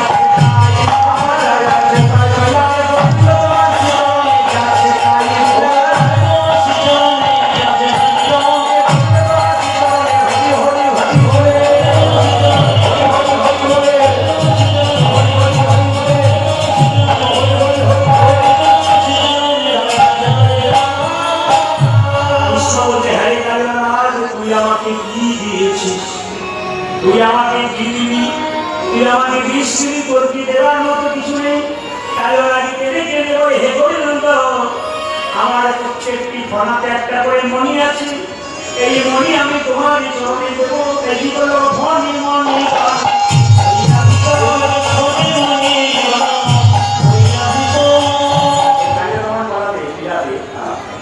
কৃষ্ণ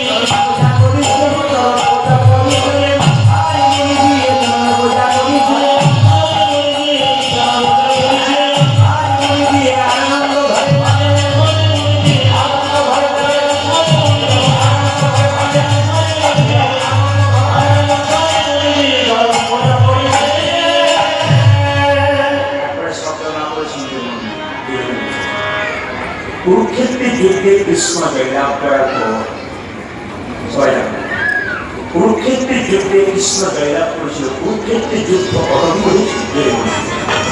খুশি হব শুধু কীর্তন শুনলে হবে, আপনাকে কিছু জ্ঞান নিয়ে যেতে হবে। কুরুক্ষেত্রের যুদ্ধ কতদিন হয়েছিল? কতদিন? 18 দিন। কুরুক্ষেত্রের যুদ্ধে কৃষ্ণ জয়লাভ করার পর পিসি কুন্তিকে প্রণাম করেছিল।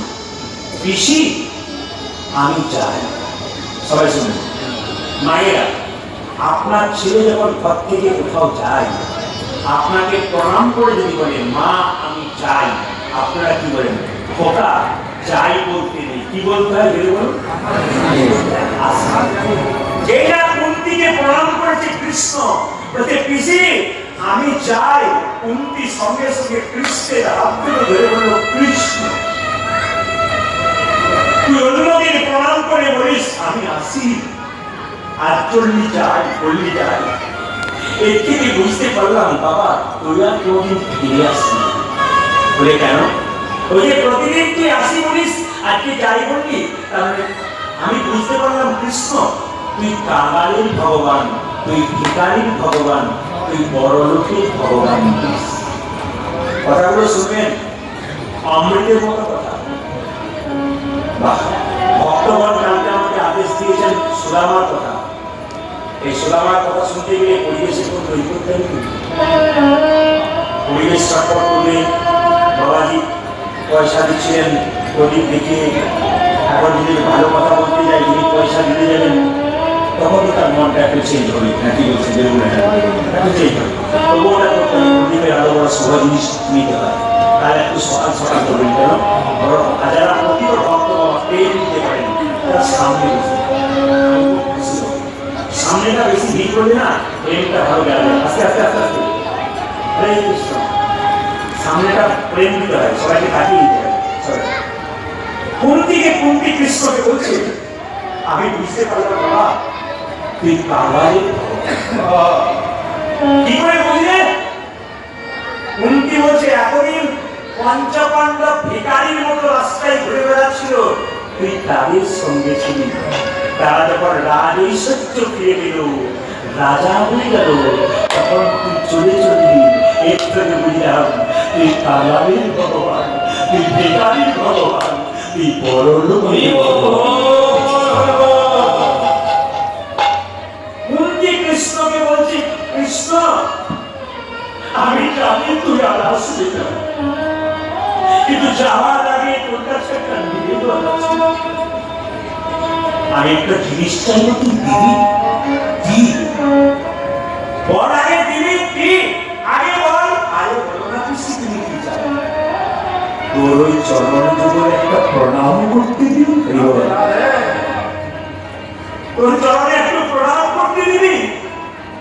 কৃষ্ণ বলছে তুমি আমার পিসি, আমি তোমার ছেলে, তোমাকে প্রণাম করতে তুমি আমাকে প্রণাম করবি কেন? বলে কৃষ্ণ আমি তোকে প্রণাম করছি তুই পুরুষ বলি। কেন? তোমার পঞ্চপাণ্ডব পুরুষ নয়, এই জগতে কেউ পুরুষ নয়, তুমি আমাকে প্রণাম করছো কেন? এই জগতে যারা সবাই আছে তারা সবাই পুরুষ, আর তুই হলি পুরুষোত্তম ভগবান কৃষ্ণ, তাই তোর চরণে একটা প্রণাম আমি করতে। তবে কৃষ্ণ একটা আশীর্বাদ করে যাও বাবা, আমি যেন জীবনে সম্পদ পাই না, আমি যেন বিপদ। এতজন কীর্তন শুনতে এসছেন, কিছু মনে করবেন না। মন্দিরে গিয়ে সবাই সম্পদ চান, একজন হাত দিয়ে বলুন তো কেউ বিপদ চান? এই কেউ বিপদ চান? গোবিন্দকে বলেন কি যে প্রভু তুমি আমাকে বিপদ দাও, এই যে কীর্তন শুনতে এসছো কেউ বললাম বা যে বিপদ দাও, তুমি সবাই করে শুনতে। কিন্তু কুন্তি কেঁদে কেঁদে বলেছিল আমাকে আমাকে আমাকে তুই বিপদ দিবি, যদি তুই সম্পদ দিস তাহলে তোকে পেয়ে যাবো, আর যদি বিপদ দিস তাহলে আমি তোকে চিরকাল স্মরণ করতে পারি। চোখে জলে চোখে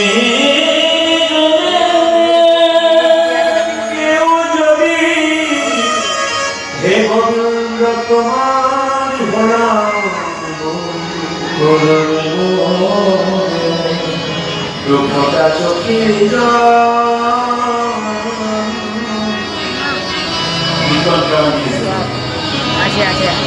আমার দুজন কীর্তনে নাচাবি আনন্দ করাবি হাসাবি, কিন্তু আমার একটা জায়গা তৈরি করবি সাইলেন্ট।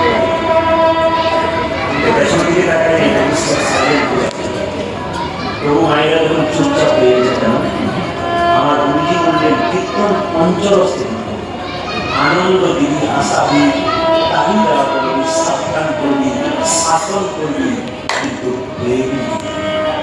গরু যেমন নারকেলের মতো হয়, আগেটা শক্ত করে শাস্ত্র হয়, আমরা আমাদেরকে মাঝে মাঝে শাসন করি। কেন করি? যেন ভালো ভালো কথাগুলো ভেতরে ঢোকাতে পারি, যেন কৃষ্ণচরণের মতি হয়। আর কৃষ্ণচরণের মতি হলে আপনার সংসার দুঃখের জীবনটা যেন পরপারে গিয়ে গোবিন্দের চরণে জায়গা। যদি বলেন তারা একটু বলবো সবাই শুনে এদিকে মাইয়া তারপরে শব্দ না করি। এই যে মাথায় কাপড় নিয়ে চুপচাপ বসে আছে, রাত্রে শব্দ বলবো, রাত্রে শব্দ বন্ধ করে পেছন দিকে আছে মন দিয়ে শুনবো। মায়ের সবাই বিশ্ব সরস্বতীটাই ছিল কতদিন? বিশ্ব সরস্বতীটা বলেছিল মাইয়া 58 শুনবে সরস্বতীটাই ছিল। তো একই মায়ের কিছু বলবে না, সরস্বতী আছে তখন যুদ্ধ বা বিশ্ব করছে। দাদু এটা কি তোমার লজ্জা হবে না? এটা কি কুরুক্ষেত্রে যুদ্ধ হচ্ছে, আমার ভাই তো সব মনে রাখছে, আর তুমি চুপচাপে খাওয়া খাচ্ছ আর করছো, লজ্জা হবে না? বিশ্ব বললো দাদু ভাই, কেউ যদি খাবার খোলা দেয় না তবে বড় গায়ে লাগে। যদি খাবার খোলা দেয় তবে গায়ে লাগে, তুই আমায় খাবার খোলা দিবি? এক কাজ কর, আজকে রাত্রি বেলায় তোর স্ত্রী ভানুমতি আমার চরণে নিয়ে আনি, আমি তাকে আশীর্বাদ করবো, তো কোনো ভাই আর বলবো না। আমি বললো দুর্যোধনকে, দুর্যোধনের স্ত্রী নাম ভানুমতি, ভানুমতি আজকে রাত আশীর্বাদ করবো, আর তোর কোনো ভাই বলবো না। রাত্রি বেলায় ভানুমতিকে দুর্যোধন বলতো, ভানুমতি দাদু বিশ্ব তুমি আছে, তুমি প্রণাম করে দাও, আশীর্বাদ করবে, দেখবে কোনো ভাই বলবো না। ভানুমতি বললো আজকে আর যাবো না, কালকে যাবো। শিখেনি কাল কাল করে রাবণ স্বর্গে শ্রী বাঁধে। মনে করছেন আজকে তুলসী মালা করবো না, আজকে ভক্তি করবো না, পরে করবো, কাল কাল করে জীবনের কাল হয়ে যেতে পারি। অসানায় জীবনকে ওষুধের প্যাকেটের উপরে এক্সপায়ারি ডেট লেখা থাকে, আমাদের এখানে কোনো এক্সপায়ারি ডেট নাই, জীবনের সময় চলে যেতে পারে। ভানুমতি বললো যাবো না, আর যদি ভানুমতি চলে আসতো তাহলে 100 ভাই বেঁচে যেত, আর বেঁচে গেলে কি হতো, পঞ্চপাণ্ডব জিতে যেত। তাই কৃষ্ণ তারা কি বই বললো, ভানুমতি যখন এলো না, আজকে রাত্রিটা সুযোগ পেয়েছি, পঞ্চপাণ্ডবের স্ত্রী দ্রৌপদীর কাছে দরজাতে ধাক্কা দিচ্ছে রাত্রিবেলায়, দ্রৌপদী দ্রৌপদী, সবাই দেখান দ্রৌপদী কি করেছে দেখান। দ্রৌপদী দরজাটা খুলে বলছে, প্রভু অসময়ে তুমি এসেছো। ভগবান বললেন আমি যার কাছে যাই তার কোনো সময় নাই। সকালও যেতে পারি, দুপুরও যেতে পারি, বিকালও যেতে পারি, রাত্রেও যেতে পারি, কাউকে 5 বছর বয়সও তুলতে পারি, কাউকে মায়ের পেট থেকেও তুলতে পারি, কাউকে 50 বছর তুলতে পারি, কাউকে 100 বছর তুলতে পারি। তাকে কখন আমি তার কাছে যাবো কোনোদিন? দাদু কৃষ্ণ তুমি এসেছো? হ্যাঁ, এক কাজ করো, আজকে ভানুমতি যাওয়ার কথা ছিল রাত্রিবেলায়, ভানুমতি যাই না, তুমি চলো। আমি কি করবো? তুমি গিয়ে দাদুকে প্রণাম করে দাও, ব্যাস দেখে আশীর্বাদ করবে, ভানুমতি দেবে, আর পঞ্চপাণ্ডব মরবে না, দেখবে সকাল বেঁচে যাবে, আর খেতে বেঁচে যাবে। সঙ্গে সঙ্গে দ্রৌপদী কি করলো মায়েরা, স্বামীর মান রক্ষা করার জন্য, কৃষ্ণের মান রক্ষা করার জন্য মাথায় কাপড় দিয়ে দাদু বিশ্বের দরজাতে চলে যাচ্ছে। আর যখন মায়েরা দাদু বিশ্বের দরজাতে চলে যাচ্ছে, সঙ্গে সঙ্গে কৃষ্ণ বলল, দ্রৌপদী বলে কি জুতোগুলো খুলে দাও। গুরুজনদের কাছে গেলে কখনো জুতো পরে যেতে হয়, কৃষ্ণের চালাকিটা বুঝতে পারলো না। দ্রৌপদী জুতোটা খুলে দিয়েছে, আর কৃষ্ণ মনে মনে ভাবছে, দ্রৌপদী সবাই তো আমার চরণ ধরে পাবো, আমি তো ভক্তির চরণ ধরতে পারি না, আজকে তোমার ওই জুতো জোড়া বুকে নিয়ে দেখবো ভক্তির চরণ ধরিতে কতখানি আনন্দ। অমৃতের সন্ধান অমৃতের সন্ধান যে নিতে পারে তার লাভ, যে নিতে পারে না তার লাভ নাই। সবাই তাকান, কি বললাম? রাত্রিবেলায় যখনই দ্রৌপদী জুতোগুলো খুলে দাও, যে না দ্রৌপদী জুতোগুলো খুলে দিয়েছে আর একটা এক পাকড়ে চলে যাচ্ছে, কৃষ্ণ তখন দ্রৌপদীর জুতো জোড়া বুকে নিয়ে দ্রৌপদী পেছন দিকে তাকিয়ে বলল, প্রভু এ তুমি কি করছো? আমার জুতো জোড়া খুলে বুকে কাঁদছো কেন? বলছে, শোনো দ্রৌপদী, জুতো চরণ ধরে সবাইকে চেয়েছি, কেউ দেয় নাই, নরকে যাবে বলে, তুমি তো দেবে না তোমার জুতোটা, তাই আমি তাড়াতাড়ি কায়দা করে তোমার জুতোটা বুকের মধ্যে নিয়ে নিলাম। তোমার সঙ্গে সঙ্গে দ্রৌপদী বলছে, আচ্ছা প্রভু, তুমি আমার চরণটা চাইলে না কেন? চরণ তো তুমি দিতে না, নরকের ভয়ে। বলছে, না, এই দেহ যদি তোমার হয় তাহলে চরণটা কি আমার? এই দেহ যদি তোমার হয় এই চরণটাও তোমার, তোমার জিনিস তোমাকে দেবো, তাতে আবার ভয়ে আমার চরণ চাইলে কেন? এই দেহ যদি তোমার হয় চরণটা কি আমার? এই দেহ যদি তোমার হয় চরণটা তোমার, তুমি আমাকে চাইতে পারবে না।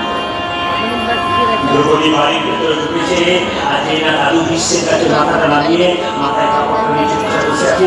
দাদু বিশ্ব চিনতে পারে না, ভানুমতি এসেছে, চিৎকার করে বললো, তোমার স্মৃতির সিঁদুর দীর্ঘায়ু হোক। দ্রৌপদী যেই না মুখ তুলে দিয়েছে, অনেক বিশ্ব বলতো, দ্রৌপদী তুমি? হ্যাঁ আমি। তুমি আজকে ভানুমতি আসার কথা ছিল, তুমি জানলে কি করে? বলছে, এই জগতে গোপনে যত ঘটনা ঘটুক না কেন, কেউ জানুক আর না জানুক, একজন জানে, তিনি ভগবান কৃষ্ণ। কৃষ্ণ তোমার দরজায় এলো না কেন? দ্রৌপদী বলছে, এই জগতে কৃষ্ণ সবার দরজায় একবার করে যায়, যে তাকে ডাকে তার বাড়িতে ঢোকে, আর যে তাকে ডাকে না তার বাড়িতে ফেরত চলে। অনেকটা রাত্রি হলো, কিন্তু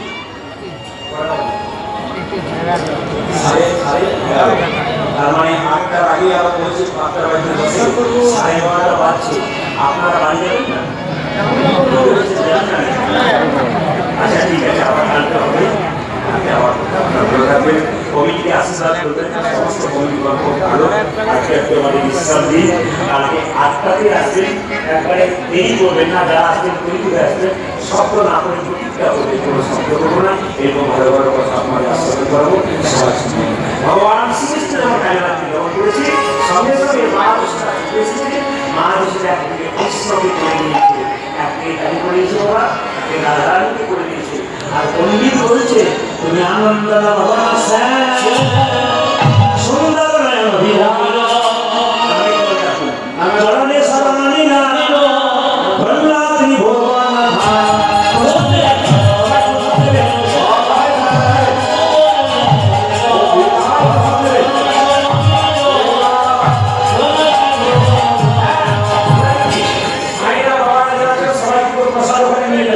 নাম যেমন শুনলেন, বাবাজির কাছে প্রসাদ নেবেন সবাই, নামে